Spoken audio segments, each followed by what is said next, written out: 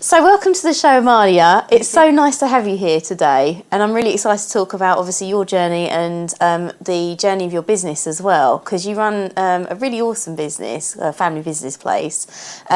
First of all, do you want to just talk to the viewers what a family business place actually does and what it involves? Okay, so Family Business Place is an events and membership company founded by my mum and I 10 years ago. Wow. So we were a family business running a marketing agency, and sort of realised that family businesses have their own complexities, their own nuances, that people who are doctors or who work in a bank or in a corporate company never have to worry about that at work. Mm-hmm. So working alongside your mum or your dad or your brother, or taking the business over from your grandparents, or those sorts of things can really influence what happens in a business if there is family dynamics at work. Mm-hmm. So we just thought these businesses are really unique, and that is what makes them really, really special. Mm-hmm. So we want to build somewhere where they can go to meet each other, share, learn, network, do business with each other, mm-hmm. but also a place where we could publicise them, shout about them from the rooftops, so that people understood that family businesses really are at the heart of every community, they're the heart of every high street, and that when you're buying from a family business, mm-hmm. you're helping that family put food on the table. They employ over 9 million people in the UK, mm-hmm. And there are over 4 million family businesses in the country. So we just thought, wouldn't it be wonderful if there was this brilliant community where they could all meet each other and share with each other and do business and really help each other grow. So we started out 10 years ago as a tiny little community, and it's just grown and grown and grown. And, you know, we've got everything from husband and wife startups in Cumbria. We've got a 26th generation butcher in Dorset. We've got fantastic IT tech companies in London. So it doesn't matter who you are, what industry you're in. If you're a family business, then you're welcome to be part of our community, which it's been a fantastic journey. We've met the most incredible people, as you can imagine, entrepreneurs, building businesses, building empires. So no, it's such a super concept, and I mean, like you say, like families at the best of times, family businesses have their own unique challenges. Yeah. Families can be volatile at the best of time, and then when you add in that business and having to make a business work, that just adds so much more. But sometimes being a family in a business means that when times are really hard, you just knuckle down and you get on with it together. And you're sharing those difficult moments as a family and pulling each other through, which is very different to running a business on your own or being part of a corporate company where you could be made redundant tomorrow. So the great thing about being a family business is when it's tough, you just batten down the hatches. And they're types of company who they don't want to make people redundant. They don't want to let people go. They want to just, let's get through this however we can. Yeah. And there are businesses out there that are, 50, 100, 300 years old. So they've been through recessions, they've been through wars, they've been through all sorts. But I think it's the very fact that they are a family business that's the reason they're still here today. Okay, and as you said, you're a family business, and it's that dynamic that having a family behind it, where you pull together and you really knuckle down, you batten down the hatches, and you get through it no matter what it takes. Have you, as a business, experienced that yourself? Yeah, so I think, you wouldn't meet any successful entrepreneur without hearing that they've been to the bottom, they've been at the very lowest point in their life somewhere along the line. And for us, my mum founded a brilliant branding marketing agency 25 years ago, employed 15 people, and unfortunately we lost the business. And that was 10 years ago. I was working for her, and it was really hard to put your own mum's business into liquidation, something she had built for 15, 20 years. She hadn't been there in the evening. She'd sacrificed a lot of family life in order to build this fantastic company and give us a great lifestyle. So it was really then hard to lose all that. And I just left university and joined the company, and so to be part of that, it was horrendous. It was heartbreaking. It was just awful for us, for the staff, for our family, and particularly for my mum. And at that time, obviously, we found all of her team jobs, which is fantastic. Amazing. But it left my mum and I thinking, right, okay, what are we going to do now? And we could have started another marketing agency. She had a great network of clients. But we had just started this tiny little thing called Family Business Place. And we just thought, you know what, this is our chance to do something. Every cloud has a silver lining, doesn't it? And everything happens for a reason. Definitely. So let's take this tiny little gem called Family Business Place and let's make it something special. And do something really, really meaningful that we can look back on in 10, 20, 50 years' time and think, do you know what, we did that, we built that community. So that's what we decided to do. So we picked ourselves up, and you can either spend your energy being angry and hunting down the people that put you there, or you can take that ball of energy and make it something fabulous. So that's what we decided to do. So here we are today, and we've built the business together. We're now a team of 8. My mum became the chairman last year. I became managing director. Amazing. So we're living it and breathing it. So we are a family business. We're doing what it says on the tin. And I look back to 10 years ago, and I just think, do you know what? Yes, things happened for a reason. It was horrendous. It was horrific. But somehow we're still here. We still love each other, care for each other, and we've managed to build a wonderful business together. So that's really good. So the very fact that you've been through that 10 years ago and you had those challenges, don't you feel that has really helped you now be in a better place and better qualified to help businesses and family businesses that are going through those similar challenges? Yeah, I think in this world of business where it's really tough, so you have to do double the amount of work for half the price these days just to stay afloat.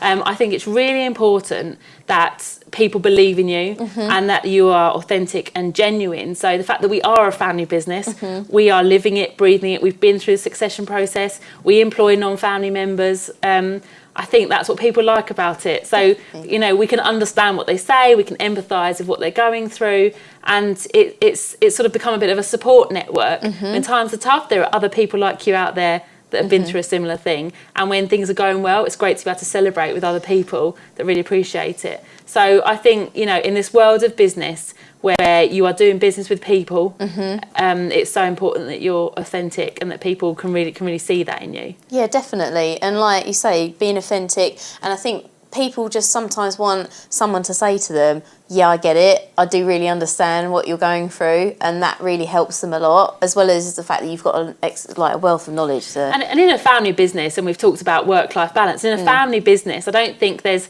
such a thing, because work is your life. Yes. And your life is work. Yes. So I think, you don't walk into work at 9 o'clock and suddenly become a different person. No. That person that you were on Sunday afternoon round the kitchen table is the same person that rocks up on a Monday morning, because this business that you've built, it's been your baby, the blood, sweat and tears, you've sacrificed things.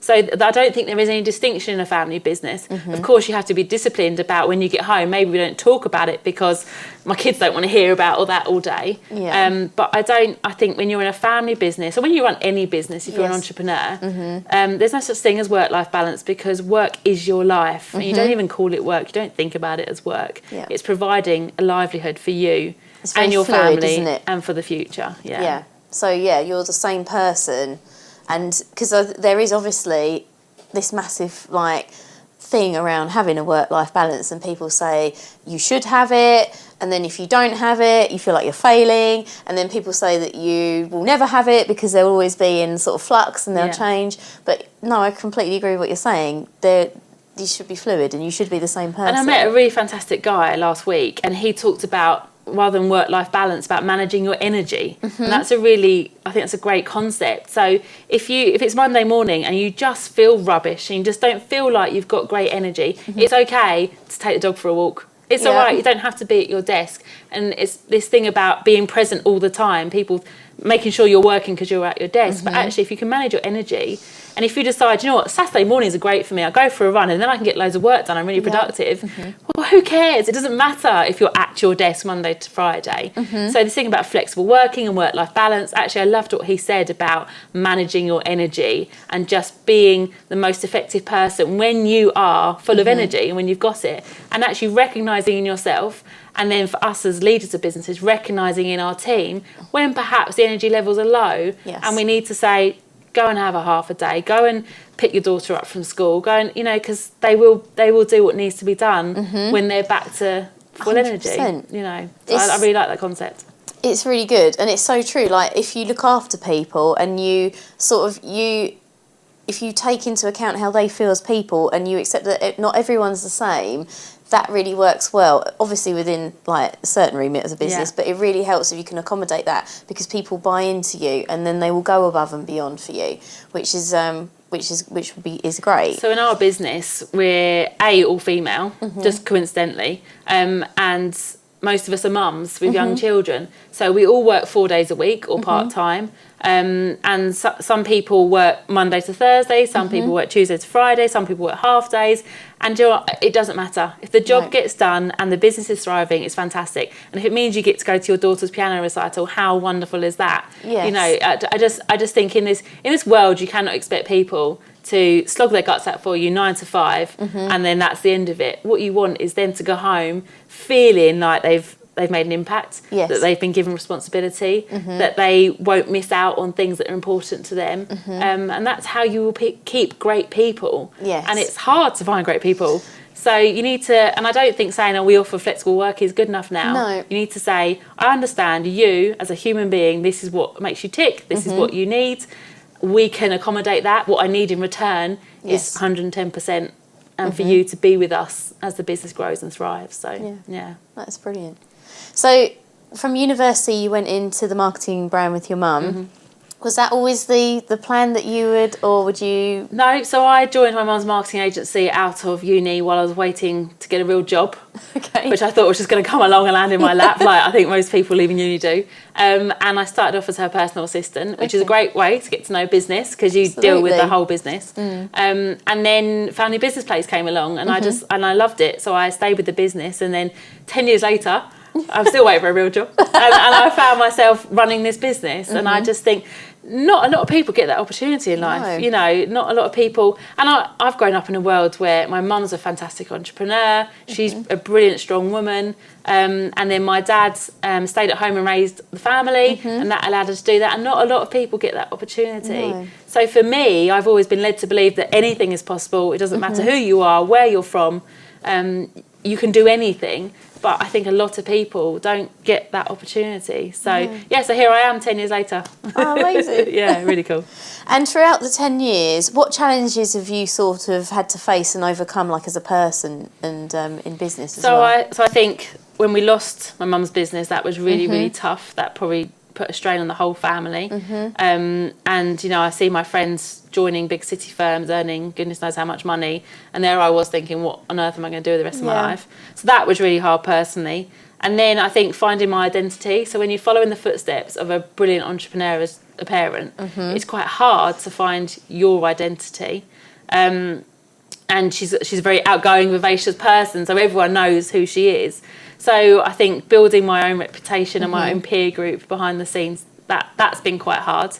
And then I got pregnant, decided to have a baby with my husband, and I thought, you know what, yes, I can do this. The business is in a good state. I'll go away, I'll have a baby, I'll give myself 3 months off, and I will come back.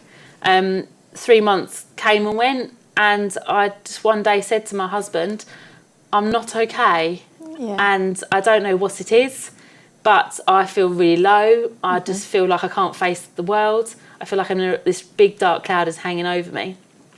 And in my head, I put it down to the baby blues. It's the baby blues, it's hormones, that's what everyone tells you. And then we've got a really good friend that's a midwife, and she said, you know what, baby blues don't last longer than 2 weeks. Okay. So, which I never knew, no one ever told me. So I went to the doctor, and she said, I think you've got postnatal depression. So for me, someone telling me I had depression was just like, no, it can't possibly be true. You know, I run a successful business. I love my family. I've got an amazing family. I've got a great set of friends. But I did, and I had a really, really tough, crappy time. And I only really, I think telling my husband was a good start, just sort of voicing it and hearing it out loud. And him feeling at the beginning completely helpless because he didn't know what to do or how to help me. But I talked about it more and more, and then we decided to tell my mum, and then she said, I have postnatal depression with all of you. But I think back then you just got on with it. Yeah. And my mum ran a business, so she went back to work after 6 weeks and didn't have a choice. Wow.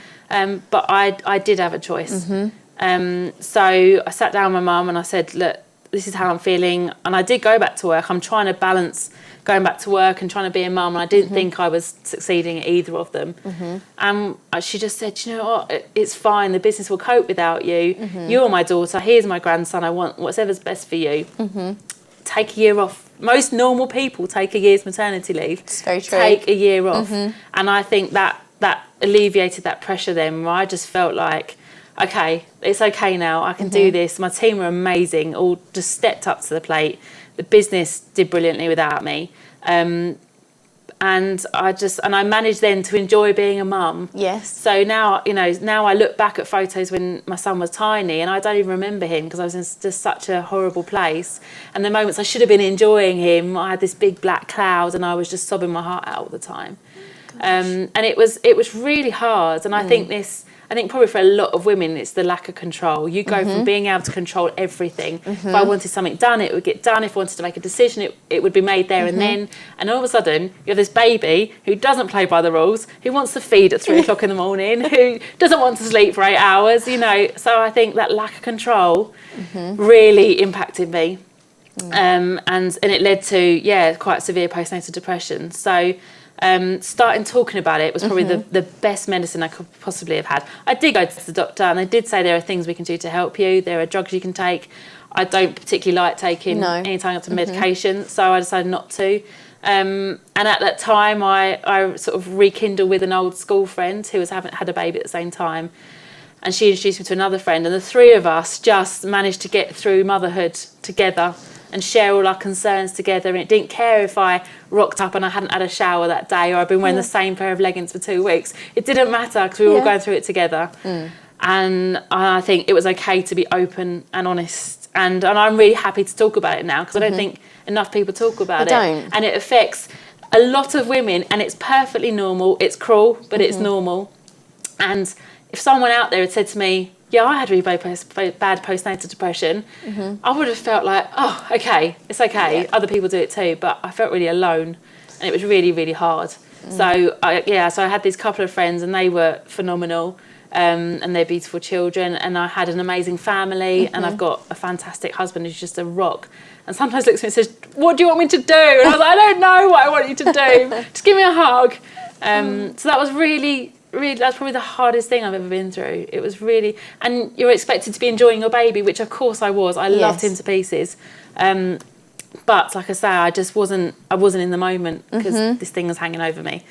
So I took a whole year off and then went back to work. And when I went back to work, I went back as managing director, and I just felt like, yes, I've spent my time with my son. I've been a mum. I've learned how to be a mum. And now I want to go back to being me and being the person that I want to be, which is running a business, running a team, building this community, inspiring people. And I have a great balance now, and my son gets to spend time with my mum and my dad and my sister, who look after him, and a childminder. And then I get all the great stuff. I get the hugs in the evening and the weekends, and it's a really good balance. But I think it's really important for women to understand that being a mum it's not who you are necessarily. It's very true. You need to have your own identity. You need to have your own self-confidence. Otherwise, how are you going to lead a team if you don't even believe in yourself? So I think it's okay to say, I work, it's all right. Yes. I'm building something for the future of my family, and I'm enjoying it and I'm loving it. It makes me a better mum, it makes me a better wife, it makes me a better leader. So I think it's okay for women to say that. Yeah. You don't have to be scared to say, I want all of it, I want everything. It's all right. I think that women feel like we were saying, it's about keeping all those plates spinning. Yeah. And I think women do feel bad about, especially if you're a new mum, that you have an identity, that sometimes being a mum is not the only thing you want to be, and you want to be a person in your own right. Yeah. And I've had a lot, some older friends that they've got to when their children are starting to go to university, they're leaving, and they're like, okay, what do I do now? I've been a mum for so long, I don't know I don't know who I am anymore. And I've got an amazing role model for a mum. So I wanted my son to grow up thinking, my mum is flipping awesome, you know, and I wouldn't have been that person had I not gone back and gone into business and done the things I wanted to do. So I want him to be able to look up to women and respect them and think they're amazing, they can achieve anything. Well, how can I expect that of him if I don't sort of do it myself? Yeah. And then the other part of that journey, probably 99.9% of women in the world, was my weight and how I felt about myself. So probably 5-6 years ago, I was morbidly obese, terribly overweight, didn't do any exercise, and it got to the point where I was like, do you know what, I'm just fed up of feeling like this. And so I started doing a bit of running. I joined a running club. I did a couple of half marathons, and I built myself up, and I did a marathon, and it took me all day. That's all right, I don't care. But I did it, and only I ran those 26 miles. Only I put one foot in front of the other. No one else did that for me. It was excruciating, and I probably would never ever do it again. I don't know if I'd ever do a marathon. But the sense of achievement when I crossed that line was out of this world, and what a confidence boost that was, really. And then it helped me get back on track with my health and my eating and exercise, and I think most people in business have got a competitive streak, and it's healthy. It's good to nurture that. So setting myself a sort of physical goal in terms of exercise and health and food and eating was really, really important. And then when you become a mum, all that goes out the window, because all you want to do is make sure your kid eats and sleeps, and you're changing nappies. And so that's another thing that I've had to train myself. Right, okay, now it's time, he's fine, now it's time to start looking after you again. Because if I walk into a room and I'm not confident in myself, no one's going to believe in you, are they? No, exactly. Like I think that's especially true. Like if you say things, like if you're confident about what you're saying and you're coming across really well, then people automatically they buy into you and they believe. When you walk into a room, you migrate to the person with the biggest smile. Who's he's got their arms open. That's the person you want to talk to. Exactly. Not the person that's just shying away in the corner. So that's why I wear pink clothes, wear dresses. And I'm proud to be a woman in business. I don't think we need to really set ourselves apart from men in business. I think all the women I know that run businesses aren't there because they're women. They're there because they have brilliant minds, that they have great ideas, that they've got grit and determination, not because they're women. But I think it is important for men to understand and for women to let them understand that yes, giving birth to a baby is huge, and actually it may take you a little bit of time to recover from that, and there may be a bit of a fallout. You may not be in a mental state that you could go back to work 100% as you once were, but actually if we give them a bit of leeway and we give them a bit of help and nurturing, that woman can be the very best she can. She could be as equally successful as any guy, so but I think that's an education for men and women. Yes, to definitely. understand. Yeah. That's really important.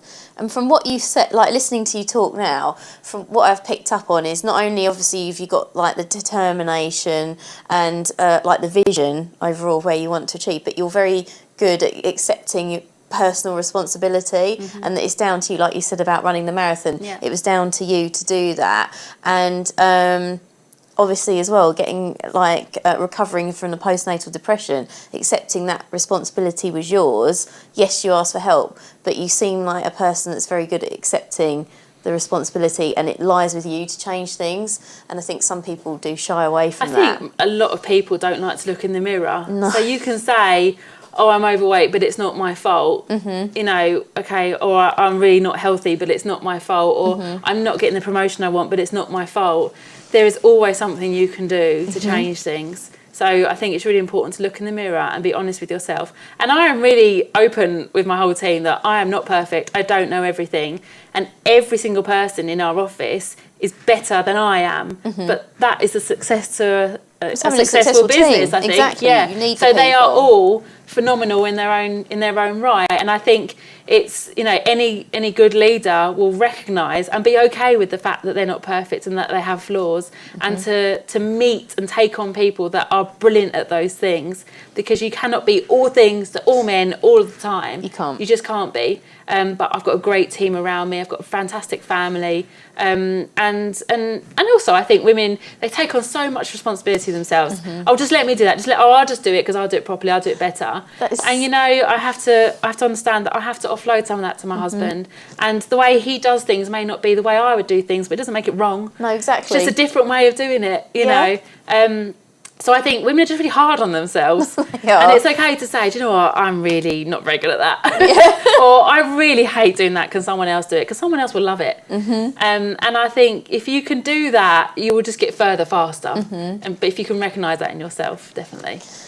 Do you think that there's a pressure on women to be the best in every area? So be the best mum, the best to run a business, be the best in the gym. And I don't think we help each other. No. I don't think that when you rock up to the school gates and you look at that woman who's stick thin, you have no idea what's going on in her life. But no one talks about it. They look at that snapshot of the perfect picture, So when I told my friends, actually, I'm having quite bad postnatal depression, they're like, oh my God, you would never know that. I would have thought of everyone in the world. You look like the person that's got it all sorted. You're coping with it brilliantly. Well, that's my fault, that I just made people feel like that. And I didn't accept help, and I didn't talk about it. And I think women need to be better at that, at saying it's okay to not be okay, you know.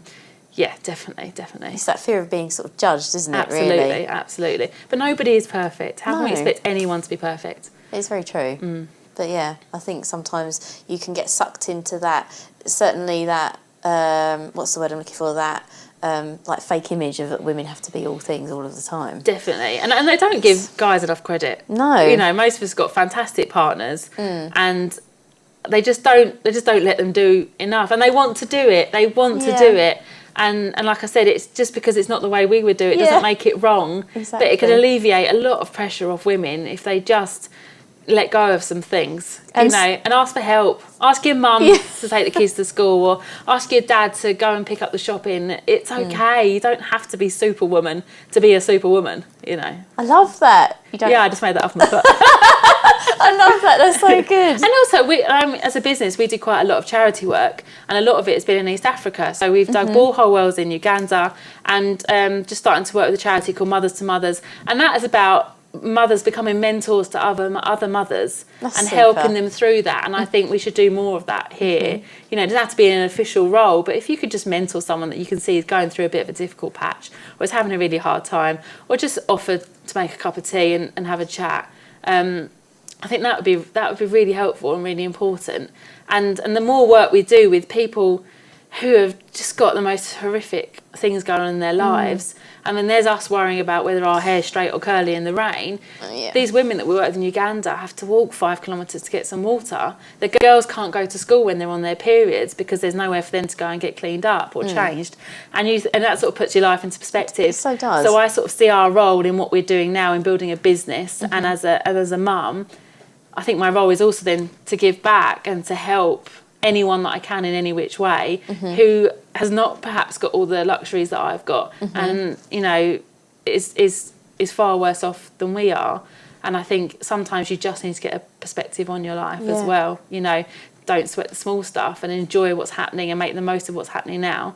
And my mum's friends said, life is what's happening whilst you're busy making plans. And it's really, really true. I can't wait till the wedding, till my promotion, till we move house, till we whatever.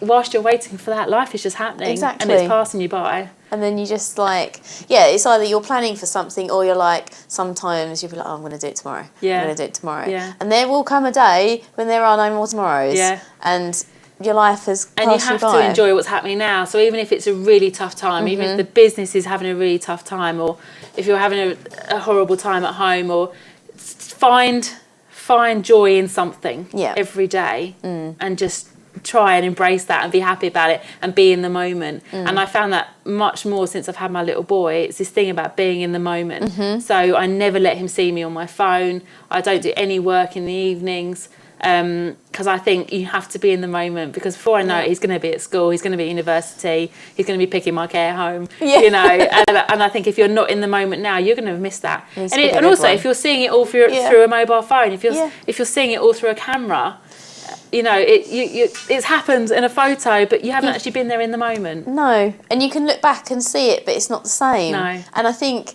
as the world has got bigger, in the sense that Instagram, Facebook, everyone has the opportunity to be more connected, but I just find that sometimes I'm just aimlessly scrolling through and I'm looking at all these people and they're in Bora Bora or they're driving their car down the Pacific Coast Highway and it's like I'm not living my life because I'm looking at them do it, and it's like I feel like sometimes it would be very easy to just fall in that trap of not forgetting to live your life. But also, if you want to do that, make it happen. It goes back to blaming other people, thinking, oh God, she's got such a brilliant life. Oh, but it's because her family are rich. Well, no, it's probably not. It's probably because she's worked her butt off to get to where she is. So make it happen. Make it happen. And I think that's what I've learned from working with family businesses. And you see some of the biggest brands on the high street, you know, Hobbycraft, Specsavers, Warburtons, they're all family businesses.